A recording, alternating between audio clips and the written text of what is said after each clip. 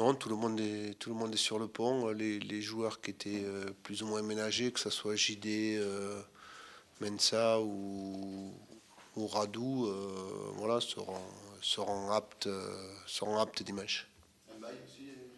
Oui, oui, il a repris mercredi, pas de souci.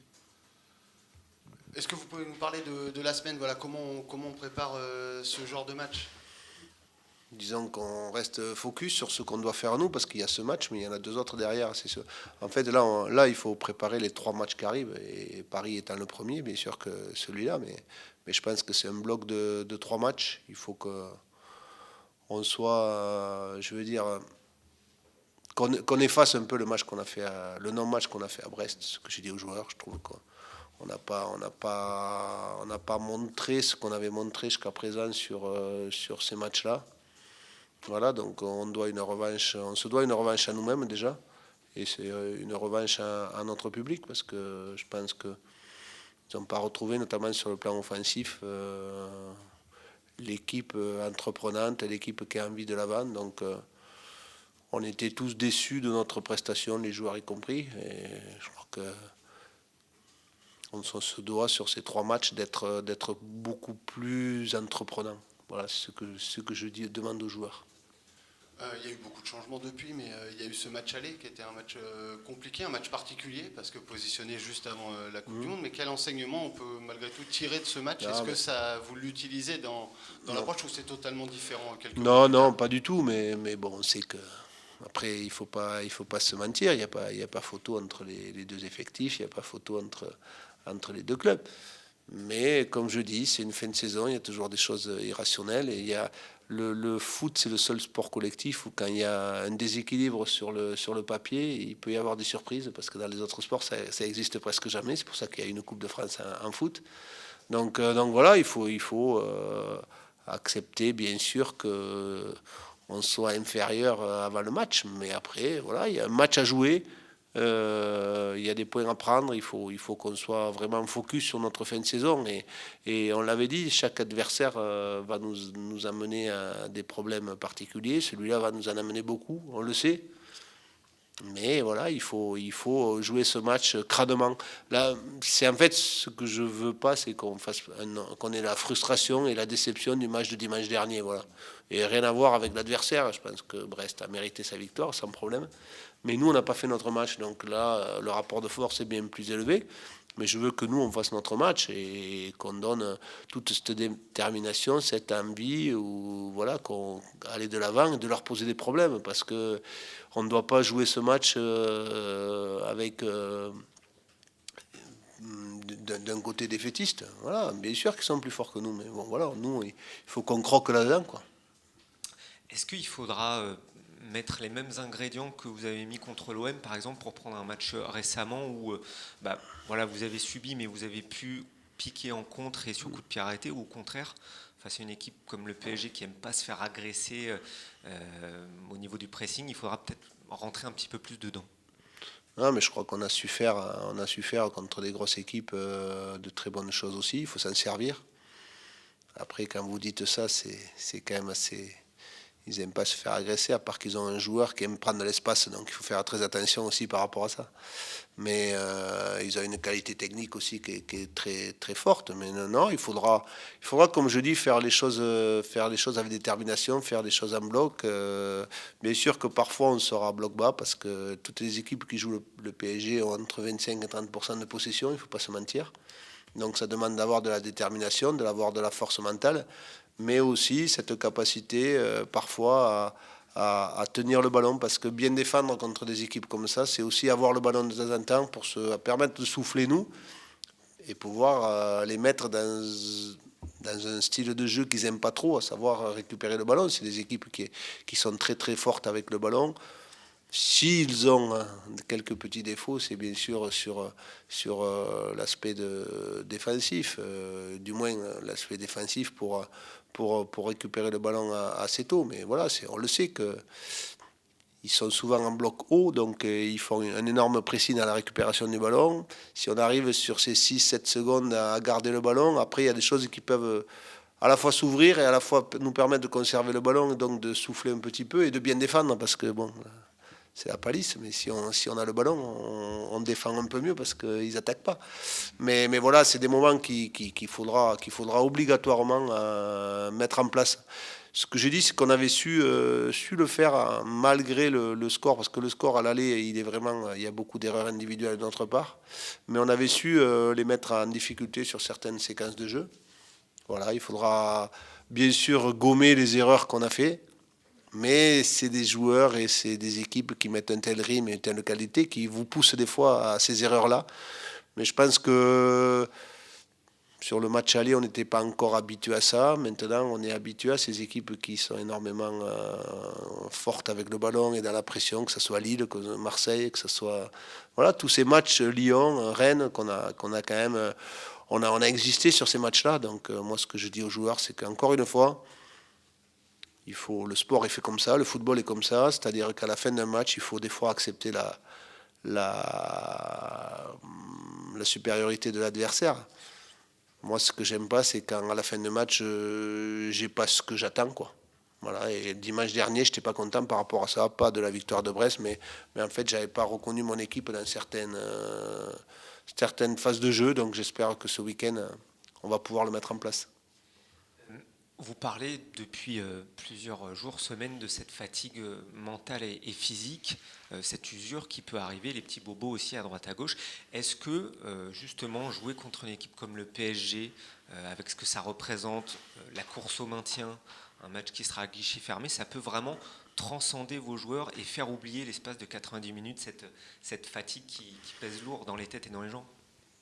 La première réponse que je voulais donner, c'était que l'infirmerie, elle est vide. Donc ça veut dire que ça va un peu mieux.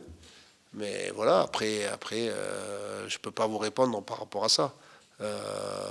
C'est la fin de saison pour tout le monde, ça ne doit pas être une excuse. Mais le fait que tout le monde soit sur le terrain, sur la semaine d'entraînement, ça montre que dans les têtes, les joueurs sont prêts. Voilà, il y a 3 matchs, il y a 15 jours. Il reste 15 jours de travail, en gros, et 3 matchs. J'espère que jusqu'à la dernière seconde de la dernière journée, on sera toujours à combattre. Et comme j'ai dit aux joueurs, c'est beaucoup la tête qui commande à l'heure actuelle. C'est la tête commande les jambes. Et je sais que mes joueurs sont prêts. Vous dites, il ne faut pas partir défaitiste, c'est ça forcément le message au pas de groupe. Est-ce que le fait que vous les ayez déjà gênés à domicile le PSG par le passé, est-ce que pour vous, ça peut, c'est utile, c'est un argument entre guillemets? Chaque match a son histoire. Je crois qu'on ne peut pas dire que oui, parce que j'ai déjà joué le PSG et les avoir gênés à domicile. Bon, voilà, j'espère que ça sera la même chose. Mais vous savez, ouais, l'expérience d'avoir réussi ces maintiens-là me donne simplement cette idée que je vous en avais parlé de l'unité et qu'à un moment donné, maintenant, là, sur les 3 matchs, c'est pas se faire une montagne de quoi que ce soit. Parce qu'il y a tout le temps des choses irrationnelles dans cette fin de saison. Et souvent, ça profite aux équipes qui ont une dynamique, qui ont un mental et qui ont la tête voilà, qui est bien ancrée sur ce qu'on veut faire. Et voilà, les joueurs sont tout à fait conscients. Il n'y a pas eu vraiment de fuite en avant par rapport à ça, du fait d'avoir raté le coach dimanche dernier, par rapport à leur prestation, encore une fois, parce que le résultat, c'est autre chose. Maintenant, on est focus sur ces 3 matchs. Et j'insiste bien sur ces 3 matchs parce que c'est pas le dernier. Il y aura après un déplacement à Toulouse, une réception de Lens. Je ne sais pas combien de points il faudra. Je sais que je n'ai aucune idée. Simplement, si on en prend 9, c'est sûr qu'on est en Ligue 1. Est-ce que pour les joueurs, voilà, mentalement, ils arrivent à être encore assez détachés du classement? Parce que forcément, il ne reste plus que 3 matchs. Selon ce que fera le samedi, ça peut avoir un impact sur votre classement du dimanche soir. Est-ce qu'aujourd'hui, ça reste facile les joueurs, je sais pas, mais moi, ce que je leur dis, nous, on ne peut pas commander, je vous le dis depuis le début, on ne peut rien faire sur le résultat de Nantes ou de qui que ce soit. Donc, si Nantes gagne ses matchs, ce que je dis, nous, il faudra faire la même performance que Nantes jusqu'à la fin de saison. Donc, peut-être que ce week-end, il fera un résultat positif, peut-être que le week-end prochain, non. Et puis voilà, jusqu'à la fin, ça va se jouer jusqu'à la fin comme ça. Donc, il faut qu'on soit en capacité, nous, de dépasser ça. C'est pour ça que je dis, moi, ce qui m'intéresse à l'heure actuelle, c'est que je vois une équipe avec de l'audace, de la détermination, ce que j'avais vu sur beaucoup de matchs et ce que j'ai pas vu, je le répète, ce que j'ai pas vu dimanche. C'est pour ça que Ma frustration était là. Et voilà, de tout donner. Je crois qu'encore une fois, on voit un public derrière nous qui nous soutient. Voilà, on se doit de rendre fier ça, ce public-là. Si je vous pose la question, c'est pour savoir, est-ce qu'à l'entraînement, vous voyez ces joueurs encore libérés quand même pour jouer? Parce que la semaine dernière à Brest, vous nous disiez voilà, qu'il y a aussi des joueurs inexpérimentés. Et fatalement, plus les matchs vont passer, plus l'enjeu sera palpable. Oui, bien sûr. On peut dire qu'on a de l'inexpérience par rapport à ça, mais peut-être aussi de l'insouciance, et peut-être qu'ils se posent moins les questions que vous et que nous. ça, on ne sait pas. Mais d'un autre côté, le match de Brest, il faut apprendre vite et doit leur servir aussi. Leur servir de dire qu'à un moment donné, il faut jouer les matchs. Il faut jouer les matchs. Ça veut dire qu'il faut ne pas avoir peur de se livrer, attaquer pour faire mal et ainsi de suite. C'est donc, si on ne joue pas les matchs, en Ligue 1, ça ne passe pas. Donc, je leur ai montré, on leur a montré avec le staff ce qu'on a été capable de faire contre les grosses équipes, où c'est qu'on a pu les piquer, comme vous avez dit tout à l'heure. On a pu être très déterminés. Voilà, je trouve qu'on l'a été un peu moins. Voilà, c'est tout. Maintenant, il y a 3 matchs. Pour bloquer des individualités comme Messi et Mbappé, j'imagine qu'à la vidéo, c'est pas forcément évident parce qu'ils peuvent être imprévisibles. Comment est-ce qu'on prépare ce genre d'adversité? De ne pas trop leur montrer des choses comme ça parce qu'il ne faut pas trop. Ouais, je crois que bon, on a affaire à les 2 meilleurs joueurs au monde.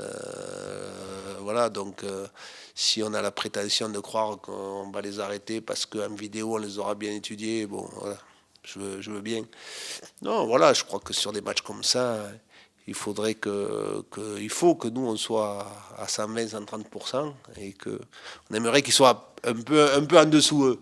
Mais il ne faut pas se leurrer, c'est comme ça. Mais aussi, c'est une chance pour eux aussi de jouer ces matchs-là. Et alors, si on prend ces matchs-là comme avec une pression négative, c'est qu'on n'a pas compris qu'on fait ce métier pour vivre ces moments-là, même si c'est des moments à force d'enjeu, à forte pression. Mais je dis aux joueurs que cette pression-là, c'est un privilège. Parce qu'il y a beaucoup de monde qui aimerait être à notre place et de pouvoir être face à ces stars-là. Et je le répète encore une fois, il y a beaucoup de monde en février qui aurait signé pour qu'on soit à cette place-là à 3 matchs de la fin, quand on avait 8 points de retard sur le relégable. Voilà, c'est ce que j'ai dit aux joueurs aussi. À un moment donné, c'est des données. Je leur ai montré les données de la phase aller, où on est 19e attaque, 19e défense. Et la phase retour, on est 6e défense, 14e attaque. Et on est 14e au classement sur la phase retour. Donc ça veut dire que ce groupe-là a les qualités. Donc ce n'est pas une question de qualité footballistique, c'est une question, à un moment donné, de mental, de détermination, voilà, de jouer les matchs tout simplement, pas se mettre une pression négative. Et c'est mon travail, c'est celui du staff de leur faire comprendre que sur ces 3 matchs-là, il n'y a pas d'autre choix que nous faire nos matchs. Une chance pour les joueurs, vous l'avez dit, une chance aussi pour le public de pouvoir pousser les joueurs de la GIA face à une telle formation aussi. Oui, mais ce que je dis depuis le début, vous savez, championnat de Ligue 1 est très difficile. On pourrait être à la place de clubs qui sont déjà relégués, que ce soit Ajaccio, Troyes, Angers. On était avec eux. On a pu s'extirper de ce tiercé-là. Mais malheureusement pour nous, il y a un changement de règlement cette année, parce qu'on serait déjà maintenu officiellement. Donc il faut faire avec. Et on va combattre jusqu'à la dernière journée, la dernière seconde de la dernière journée pour réaliser l'exploit, parce que si on y arrive, ce sera un véritable exploit. Vous avez répété plusieurs fois voilà, qu'il y a 3 matchs à jouer, c'est pas que Paris. Vous avez dit la dernière fois, sauf erreur de ma part, après Marseille, une semaine après, que le match à Marseille avait peut-être impacté le match face à Clermont. Est-ce que ça veut dire qu'aujourd'hui, vous avez cette vision globale avec potentiellement des choix du week-end qui peuvent être impactés avec le match aussi de Toulouse? Est-ce que c'est ça qui rentre en ligne de compte quand vous parlez des 3 matchs? Oui, c'est ça. Et c'est aussi le fait de dire aux joueurs que ce match de Paris, dans ce qu'on va proposer nous, pas eux, doit nous permettre aussi d'arriver sur les 2 derniers matchs en confiance. Voilà. C'est surtout dans cet aspect-là. On est joueurs, voilà, comment on aborde ce genre de rendez-vous? Parce que c'est à la fois un match très important pour l'équipe, pour cette fin de saison, Et c'est à la fois un match quand même en termes d'adversité qui est pas banal, quoi. C'est ce qui se fait de mieux aujourd'hui en Ligue 1. On l'aborde comme une équipe qui est en train d'essayer de se maintenir, hein. Donc, bien sûr que c'est le PSG, donc comme vous l'avez dit, c'est ce qui se fait de mieux en Ligue 1, mais franchement, nous tous les matchs, on doit tout donner parce que notre avenir en dépend. Donc ouais, c'est un match. Franchement, c'est un match de maintien, quoi. Il y a une semaine, voilà, le coach en parlait juste avant, l'équipe est un peu passée au travers dans un match face à un concurrent direct. Ce genre d'affiche, c'est propice à réagir, au moins dans ce que l'équipe peut proposer. Après, le résultat, c'est un autre problème dans le genre de match. Non, c'est ça, je pense que là, c'est dans l'attitude où on va devoir réagir parce que c'est vrai qu'on n'a pas bien joué contre Brest. Et de toute façon, là, que ce soit le PSG ou même si ça avait été une autre équipe, là, c'est vraiment la réaction qui est super importante parce qu'on n'a pas fait le job le dernier match. Donc, la réaction est super importante, là. Mais malgré tout, quand on affronte une équipe comme le PSG, aussi prestigieuse soit-elle, est-ce que la fatigue physique et mentale que vous avez pu avoir ces derniers matchs en fin de saison, elle peut s'effacer temporairement avec l'enjeu, avec le prestige de cette rencontre? Elle doit s'effacer, on doit l'effacer parce que là déjà c'est le PSG. En plus là, comme je l'ai dit, on est dans une situation où tous les matchs sont super importants et bien sûr qu'il y a de la fatigue, il y a fatigue physique, fatigue mentale, mais il y a pas de, là ça n'existe plus là. C'est des matchs super importants, donc on peut pas penser à tout ça. On doit passer au-dessus, quoi. Ça va être quoi la clé pour toi pour ramener quelque chose de cette réception du PSG dans le jeu? Parce qu'on se souvient que contre l'OM, vous aviez fait un match héroïque en défendant très bien et en profitant des contres. Est-ce que ça va être ça la clé pour toi, ou est-ce qu'il faut justement essayer, toi qui es au milieu de terrain, essayer d'agresser un petit peu plus cette équipe au pressing, parce qu'elle n'aime pas ça, être pas privée de ballon, mais être bien embêtée, en tout cas physiquement? C'est avec de l'ambition. Avec de l'ambition parce que bien sûr que c'est des très bons joueurs. Il y a beaucoup de grands joueurs dans cette équipe, mais nous aussi on a des bons joueurs et faut faire ce qu'on sait faire. Je pense qu'on a montré aussi que contre de très bonnes équipes, on pouvait montrer un très beau visage. Donc c'est faire ce qu'on a déjà fait contre les grosses équipes, mais avoir ce truc en plus, vu que là c'est des matchs encore plus importants, quoi. C'est super important, donc je pense que l'ambition c'est le mot-clé pour ce match-là. Vous avez gêné des grosses équipes, là c'est le stade du dessus, quoi. Quand on voit Messi, Mbappé, que tu as peut-être connu à Monaco, je sais pas, comment on bloque ces joueurs-là, comment on fait pour résister, ou est-ce qu'au contraire il ne faut pas trop se focaliser sur l'adversaire Non, on est obligé de se focaliser sur eux parce qu'on joue contre eux et puis on connaît la qualité des joueurs quand même. Donc après, je pense que la solution, c'est que bien sûr, je pense pas avoir la solution, mais je pense que nous, ce qu'on va essayer de faire, on sera ensemble, ce sera toute une équipe ensemble. On va faire, on va montrer de l'ambition, on va montrer du courage, on va montrer de l'envie tous ensemble et on va essayer de faire un résultat. On va essayer de, bien sûr que peu importe le match dans lequel on joue, on veut gagner. Donc on va montrer de l'ambition et on verra. Le coach dit qu'en cette fin de saison, voilà, c'est mentalement que ça peut jouer, que ça peut faire la différence. Est-ce que quand on est joueur, plus les matchs, plus la fin approche, est-ce que ça reste facile de pas trop regarder le classement? Parce que forcément, ce classement, il peut bouger dès samedi. Avec le match de Nantes, ça peut avoir un impact pour vous. C'est si simple de laisser ça de côté pour pas avoir trop cette pression de l'enjeu? Non, après, il y a de la pression, mais c'est comme ça.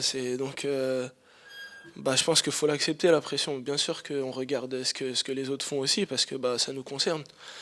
Mais après, on sait aussi que on a les cartes en main nous aussi, parce qu'on a des matchs à jouer. Et pour l'instant, on n'est pas dans la zone de relégation et on est toujours là où il faut être. Donc, non, franchement, il y a de la pression, mais après, il faut juste l'accepter. C'est comme ça, hein.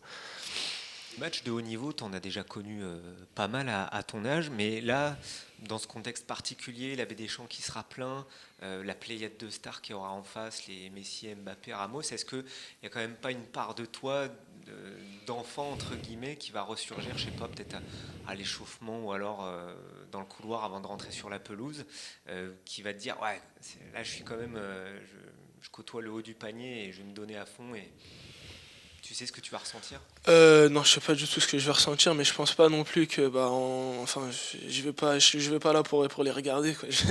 Je vais sur le terrain pour jouer et peu importe il y a qui en face, on va pour gagner. Donc non, après c'est sûr que forcément, je pense que quand on est enfant, c'est les matchs comme ça qu'on rêve de jouer. Il y a un stade plein, on joue contre de très bons joueurs. Il y a de la pression, il y a de l'enjeu et c'est les matchs qu'on veut jouer. Donc non, franchement là c'est les matchs de rêve ça. T'as côtoyé Mbappé quand tu étais à Monaco, peut-être 1 ou 2 saisons? Ouais, moi quand je suis arrivé au centre, c'est l'année où il a explosé entre guillemets, c'est quand Monaco était champion de France. Donc c'était cette année-là. Et lui, il dormait encore centre de formation, donc nos chambres, elles étaient pas loin. Quel souvenir tu le côtoyais? Tu étais proche avec lui? Proche, bah c'était pas si proche que ça, parce que lui, il s'entraînait avec les pros. Moi, je venais d'arriver. Il y avait quand même cette distance, mais après, moi, je voyais tous les matchs. J'étais ramasseur de balles à chaque match. Donc, non, après, c'était un truc de fou quand même. Il était, comme il est maintenant, et on voyait le talent tout de suite. Hein.